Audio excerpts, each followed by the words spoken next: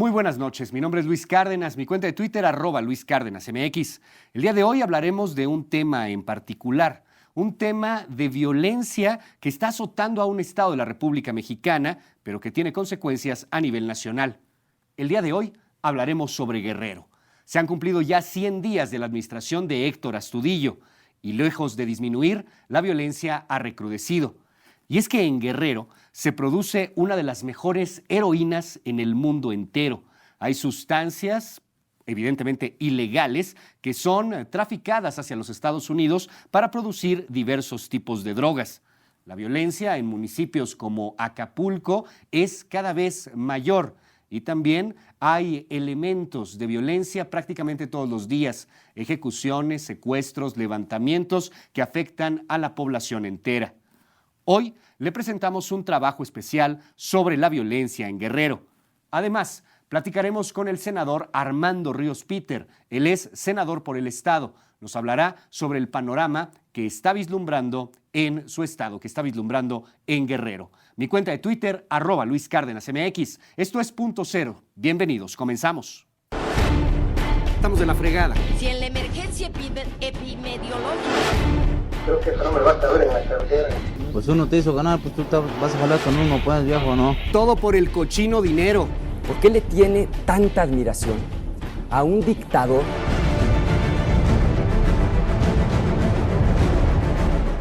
Este es un trabajo especial sobre la violencia en Guerrero de mi compañero José Luis Montenegro. ¿Cómo se manifiesta y qué o quiénes son los que provocan la violencia en Guerrero? En esta ocasión, les presentamos una radiografía del crimen en una de las entidades más peligrosas de México. Veamos el siguiente reportaje. Noticias MBS. Considerada como una de las plazas más cotizadas por el crimen organizado, el estado de Guerrero ha sido bastión de diversos cárteles de la droga debido a su ubicación geográfica, su colindancia con varias entidades del país y las múltiples vías de comunicación que tiene. Desde el año 1928, administraciones priistas fueron testigos del incremento en los delitos de alto impacto que actualmente imperan en Guerrero. A pesar de las múltiples estrategias de seguridad que han culminado con la captura de grandes capos o influyentes jefes de zona, los homicidios, secuestros y robos no han cesado en la entidad. En 2005, cuando el Partido de la Revolución Democrática ganó las elecciones en Guerrero, el panorama tampoco cambió. La crisis de seguridad en el Pacífico comenzó a recrudecer. Los más de 60,000 kilómetros cuadrados que comprenden esta entidad se convirtieron en un campo de batalla donde muchos guerrerenses perdieron la vida o la tranquilidad. La desaparición de los 43 estudiantes de la Escuela Rural de Ayotzinapa fue tan solo una muestra de la ingobernabilidad en Guerrero. Muy pronto, las cifras comenzaron a salir a la luz y los políticos optaron por esconderse bajo la sombra del narcotráfico. Luego de 4 administraciones perredistas, una de ellas provisional y otra interina, el Partido Revolucionario Institucional retomó el mando del Estado en condiciones de extrema violencia, aunque sus gobernantes siguen opinando lo contrario. Al menos en los primeros 100 días de transición a cargo del mandatario priista Héctor Astudillo Flores, se registraron 719 asesinatos en diferentes puntos de la entidad. Los datos oficiales refieren que en noviembre de 2015 se reportaron 239 homicidios, de los cuales 173 de ellos fueron considerados como dolosos y 123 más fueron cometidos con arma de fuego. En diciembre del año pasado, se registraron 260 homicidios en Guerrero, 192 dolosos y 125 cometidos con arma de fuego. De acuerdo con un informe especial de la Secretaría de Seguridad Pública, en enero de este año se reportaron 217 homicidios en esta entidad, 61 en Acapulco, en la región centro 54, en la zona norte 27, en Tierra Caliente 24, en Costa Grande 23, en Costa Chica 18 y en la montaña 10. El promedio de los 719 homicidios registrados en los primeros 3 meses de la gestión de Astudillo Flores es de 7 asesinatos por día. La mayoría de estos crímenes ocurren en regiones donde se concentra el mayor número de elementos del ejército, así como de policías estatales y municipales. Además de estas cifras, la Fiscalía General del Estado ha revelado que en 9 años se registraron 1,311 denuncias por desaparición de personas, de las cuales 313 han sido halladas con vida, 54 muertas y 850 víctimas aún no han sido localizadas. Actualmente, en Guerrero existen 83 células criminales que pertenecen a los cárteles de los Caballeros Templarios, Pacífico, La Familia, los Hermanos Beltrán Leiva y Jalisco Nueva Generación. Según información de la Comisión Nacional de Seguridad y la Procuraduría General de la República, también existen 6 grupos locales del crimen organizado que han adquirido fuerza en los últimos años. Se trata de Guerreros Unidos, Los Rojos, Los Ardillos, Los Granados, La Barredora y el Cártel Independiente de Acapulco. A pesar de las capturas de Nemesio Ceguera, alias El Mencho, Servando Gómez Martínez La Tuta, Arturo Beltrán Leiva e incluso la de Joaquín El Chapo Guzmán, la mayoría de estos grupos siguen operando y disputándose los más de 81 municipios guerrerenses. La Secretaría de la Defensa Nacional, la Sedena, identificó en 2015 31 municipios con mayor incidencia delictiva y los agrupó en 3 zonas: el corredor Acapulco-Chilpancingo-Chilapa, el corredor Costa Grande, que va de Coyuca de Benítez a La Unión, y el corredor Tierra Caliente Norte, donde se ubican San Miguel Totolapan, Ajuchitlán del Progreso, Arcelia, Iguala y Teloloapan. Cabe destacar que en 2015, tan solo 8 de los 81 municipios de Guerrero decidieron implementar el mando único de policía, un esquema de seguridad propuesto por el expresidente Felipe Calderón, el cual ha sido muy debatido en la administración de Enrique Peña Nieto. La crisis que vive Guerrero también ha afectado a las escuelas de los municipios de Ajuchitlán y Arcelia, donde al menos 21 planteles siguen sin dar clases por la violencia generada en los últimos meses. Según datos de la Secretaría de Educación de Guerrero, en otros municipios como Citlala y Chilapa, son 17 escuelas las que también continúan cerradas por la inseguridad. El rector de la Universidad Autónoma de Guerrero, Javier Saldaña Almazán, aseguró públicamente el pasado 10 de febrero que el crimen organizado lo ha intentado extorsionar en varias ocasiones, argumentando que estos actos han provocado que en los últimos 3 años hayan desertado cerca de 7,000 estudiantes, la mayoría de ellos de la región de Tierra Caliente. Mientras el gobierno mexicano encuentra soluciones para erradicar la violencia en Guerrero, los cárteles de la droga se siguen empoderando y el número de víctimas sigue creciendo de manera exponencial. Noticias MBS, José Luis Montenegro. Noticias MBS. Hablamos sobre la violencia en el estado de Guerrero y las repercusiones a nivel nacional. Mi cuenta de Twitter, @LuisCárdenasMX. Seguimos con más.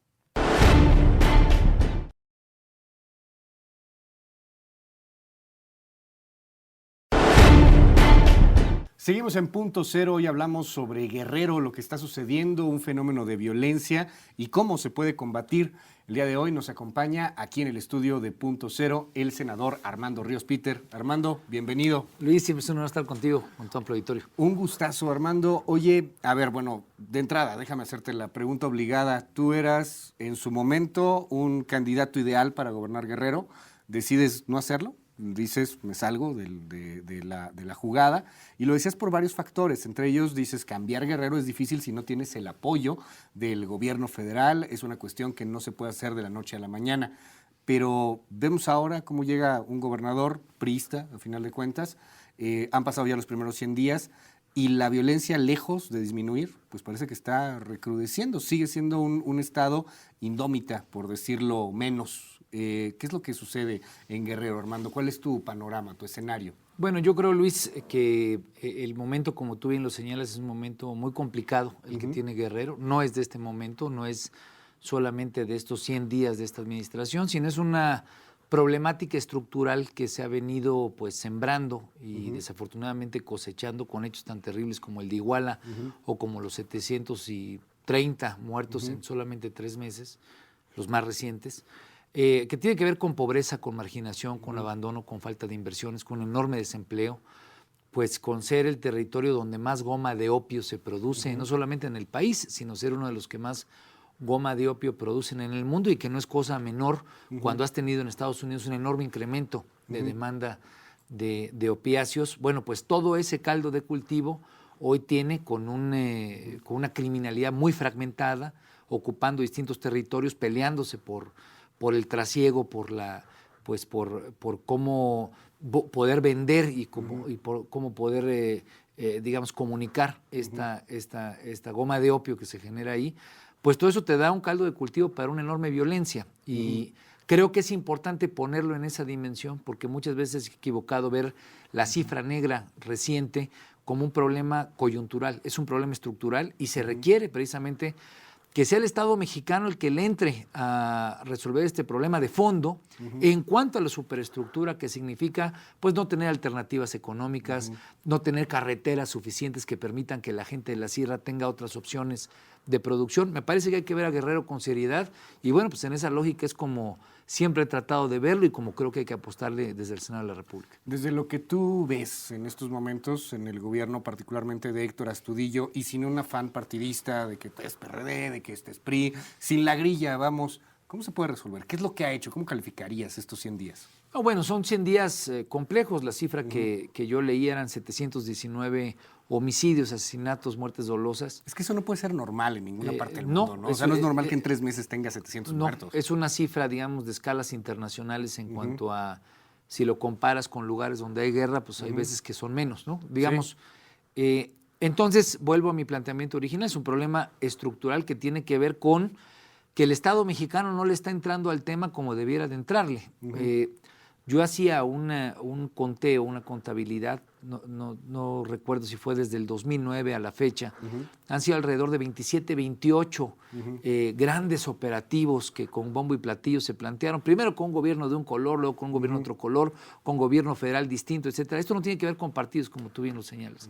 Tiene que ver con que la forma de entender y de atender el problema de inseguridad, de falta de procuración de justicia, de falta de implementación de justicia, pues ha tenido solamente de parte del Estado mexicano estas grandes fotografías donde tienes al secretario de Gobernación con todo el aparato del Estado, de las fuerzas federales, con grandes convoys de militares o de fuerzas federales para ocupar una plaza. Recientemente Chilapa es un ejemplo de ello, pero lo hemos visto en la Tierra Caliente, lo vimos en su momento en Michoacán, en otros lados de la República, que solamente lo que hacen es generar presencia de fuerza, obviamente un repliegue como es entendible de parte de los actores criminales, pero si no atacas las causas fundamentales, que son pues el desempleo, que los chavos no tienen de dónde encontrar ingresos, no encuentran un mercado lícito que les permita pues tener lo que un chavo quiere a los 17, 18 años, que quiere tener un ingreso, tener cierta viabilidad, tener oportunidades. En Guerrero tenemos altas tasas de deserción,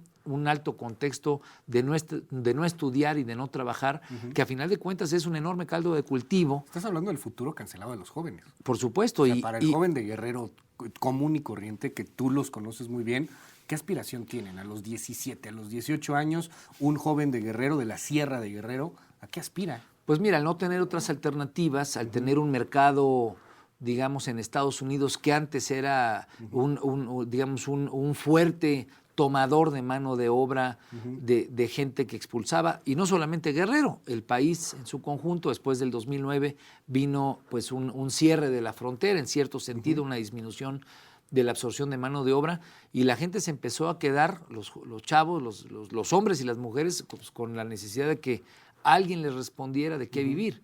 Y desafortunadamente una de las locomotoras de absorción de esa mano de obra ha sido la actividad criminal. La mafia, claro. Ha sido en Guerrero, y no quiero solamente asentarlo en Guerrero, ha sido el problema que tenemos en Veracruz, donde un fenómeno parecido al que tuvimos en Iguala, lo tuvimos recientemente en Tierra Blanca, un fenómeno donde las policías con los criminales, los sicarios terminan pues desapareciendo gente y asesinándola en el caso Ahorita particular. hablamos justamente de este tema, Armando, de la policía tan involucrada en algunas ocasiones con el crimen organizado y que no necesariamente hay que generalizar, pero sí hay algunos elementos que se involucran y que pasa lo que pasa, ¿no? En el caso de Playa Vicente, el que mencionas de Tierra Blanca en Veracruz, y también en el caso de Guerrero, el caso de Ayotzinapa, policía de Cocula, policía de Iguala, vinculada con Guerreros Unidos, que entregan a los muchachos a la mafia. Hacemos un corte, ¿me permites? Sí, y regresamos para hablar de este tema. Claro que sí. Mi cuenta de Twitter, @LuisCárdenasMX, seguimos con más.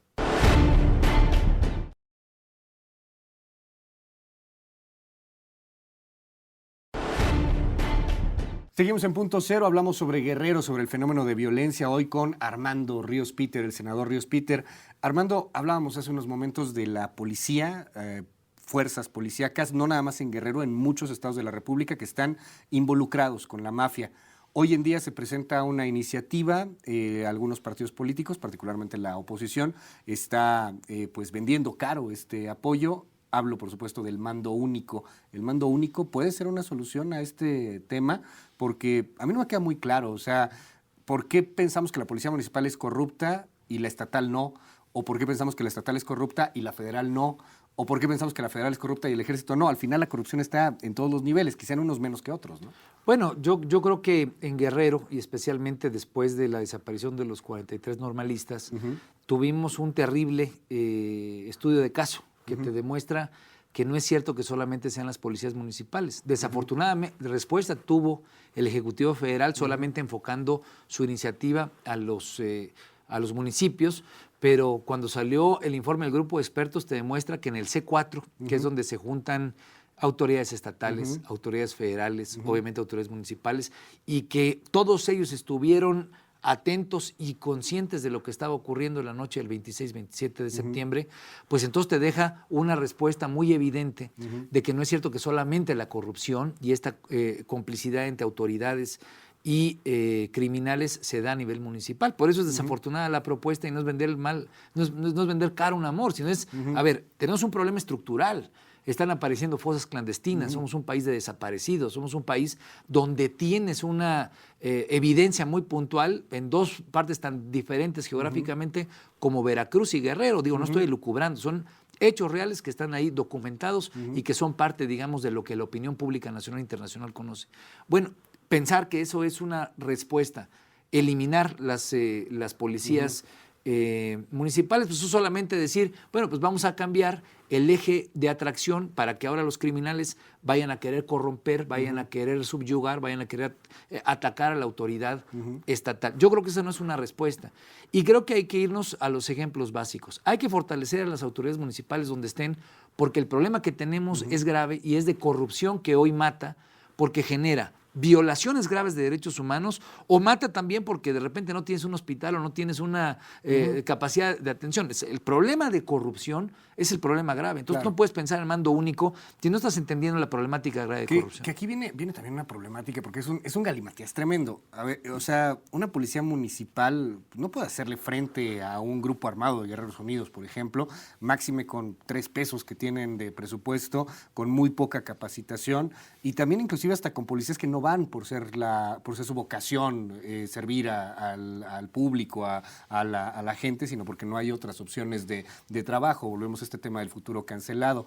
¿Cuál sería entonces esta solución? Si no es el mando único, fortalecer a las municipales, pero una municipal frente a un Guerreros Unidos, frente a unos Rojos, inclusive frente a unos SIDAs ahí en Acapulco, poco van a poder hacer, hermano. Bueno, el planteamiento tiene que ver con no tomar estas soluciones, digamos, a destajo, que son solamente salidas al vapor, sino cómo generas una verdadera política de desarrollo policíaco, digamos, una carrera policíaca, no existe, tienes enormes tramos de diferencia en cuanto a ingresos, en cuanto a seguridad social, entre policías municipales que carecen muchas veces de capacidades de registro, comparándolas con las policías estatales. Yo creo que no es una u otra, sino es cómo vas generando un modelo que identifique las distintas dinámicas regionales, porque no es lo mismo, vamos a pensar en Chihuahua, donde tienes en Ciudad Juárez 6,000 elementos policíacos que son municipales, y en el estado tienes 1,200, es decir, tienes una capacidad que tienes que integrar y que tienes que darle una cierta, pues, lógica, no solamente de cohesión en cuanto a adiestramiento, en cuanto a capacidades, en cuanto a fortaleza, en cuanto a presupuesto. Bueno, pero Chihuahua tiene una realidad muy distinta a la que tiene Guerrero.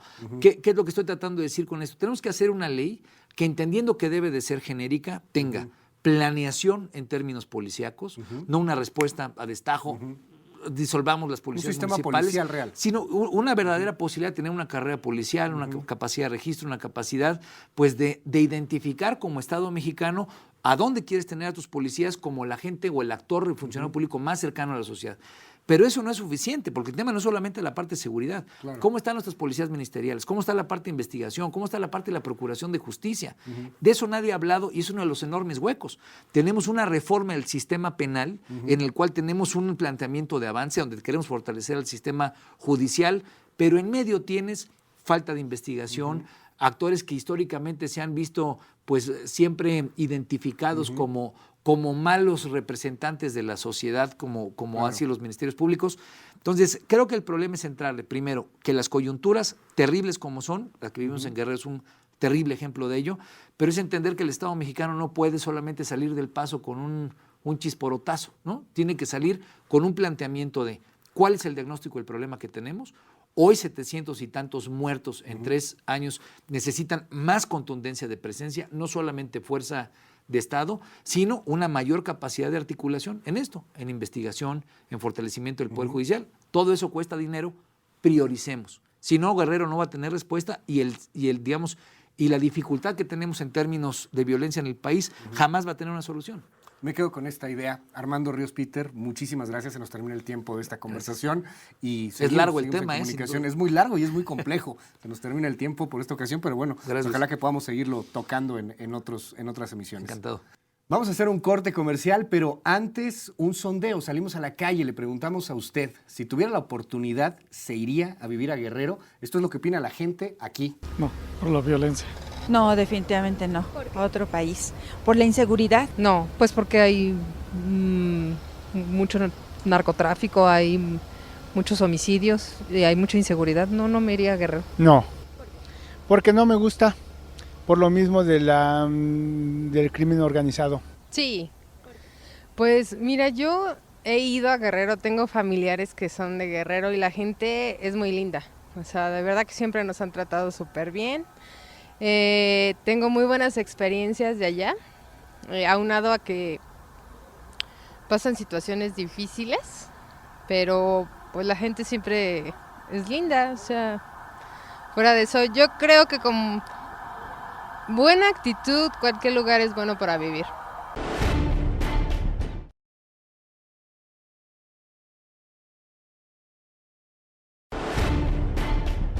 Hasta aquí llegamos por el día de hoy en Punto Cero. Descanse, muy buenas noches. Le recuerdo que estamos todos los días, de lunes a viernes, en punto de la 1 de la tarde en noticiasmbs.com o en el 102.5 de FM. Nos vemos la próxima semana. Bye bye.